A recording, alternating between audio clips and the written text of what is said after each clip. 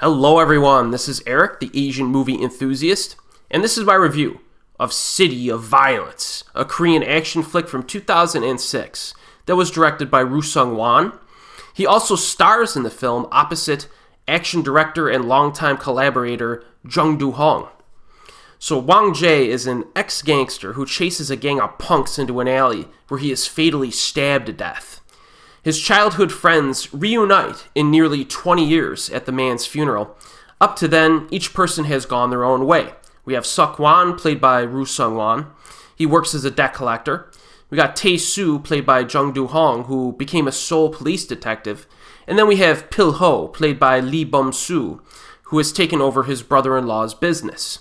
Now, after the funeral, Tae-su decides to investigate the murder and solve it within a week, because that's when he needs to go back to his job in Seoul.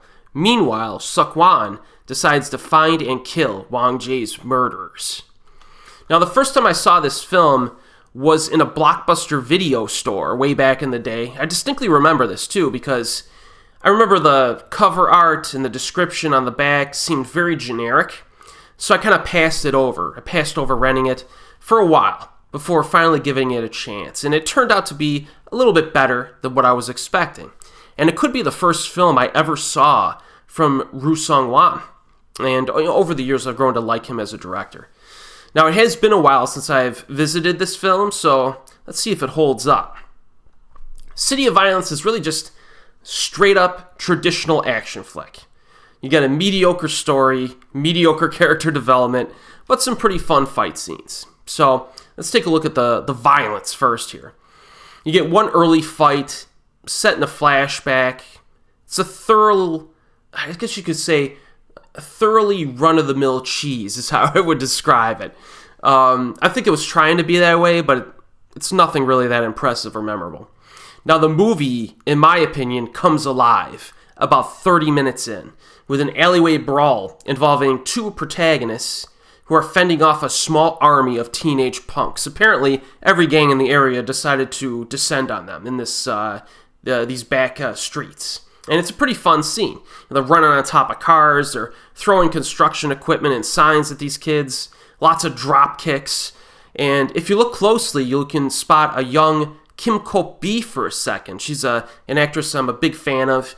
And I'm sure the first time I watched this film, I didn't even know who she was. So revisiting it, I'm like, oh, you kind of recognize her. And yeah, it was pretty interesting. But if you end up enjoying the film, I think this is the scene where it's all uphill, right? This is the one that grabs your attention. Then after that, there are some montage fights, some quick scuffles peppered throughout, a few sweet moves to enjoy. I like the one in the training gym where one of our protagonists jumps up and kicks a dude in the head as he's trying to run towards a window. That was a pretty cool scene. Now we eventually reach the finale, which is another 2 versus many battle. This one takes place in a restaurant, and it's pretty impressive with its length. I would say that the martial arts choreography is a bit limited in some aspects. There is some repetition in the punches and kicks. Lots of drop kicks, spin kicks, stuff like that. But you do get a little bit of weapon play, some knives, some blunt objects, instruments, stuff like that to mix it in. But I do think it's a little bit repetitive. But there are a lot of beatings to behold in this finale. Some cool shots as well. There's one where the protagonist slowly turns around and they cut away from the scene, but not until you see 3 or 4 dudes jumping over this little walkway that are ready to pounce on the dude. I found that shot to be really cool. There's also a shot involving multiple sliding doors inside the restaurant that I thought was pretty awesome. A few good stuntman falls here and there as well to kind of round things out.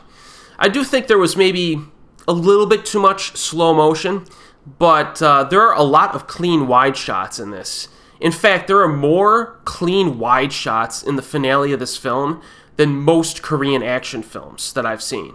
Even the Korean action films that I really like, I usually mention at some point in my review, the editing was a little too tight, camera was a little too shaky, stuff like that. Shots were a little too close, but the movie was really good anyway. But in this film, just the finale by itself, I have to admire them for having so many wide shots in it. So I liked that. Now, this is not like an action-packed movie per se, but the runtime is only 1 hour and 32 minutes. So 2 huge set pieces and then some short scuffles mixed in is enough. It's satisfying enough. Direction, very stylish.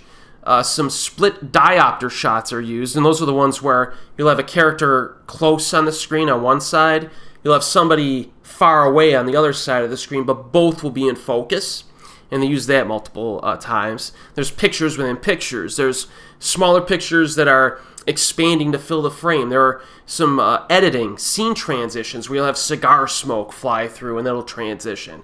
Or different... objects or images that move across the screen that swipe it to another screen or another scene. And it's visually engaging, this movie. Now, the story and character development, not that impressive. It's really not. It's very basic stuff in this. Performances are fine, nothing exceptional, but the protagonists are likable. Ryoo Seung-wan does have some screen presence. It would have been nice to see him maybe act in more movies in addition to directing them.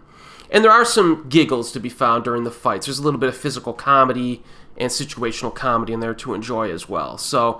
But if you're looking for like traditional storytelling qualities to supplement the action, you're probably going to be disappointed because there's not a whole lot here. But as it stands, I do recommend The City of Violence if you're in the mood for a relatively short action flick that has a few, legitimately fun action set pieces to enjoy. And this is available, I think, on Amazon streaming as well as physical media, including DVD, I think is the easiest way to find it. So as always, folks, I'll see you next time.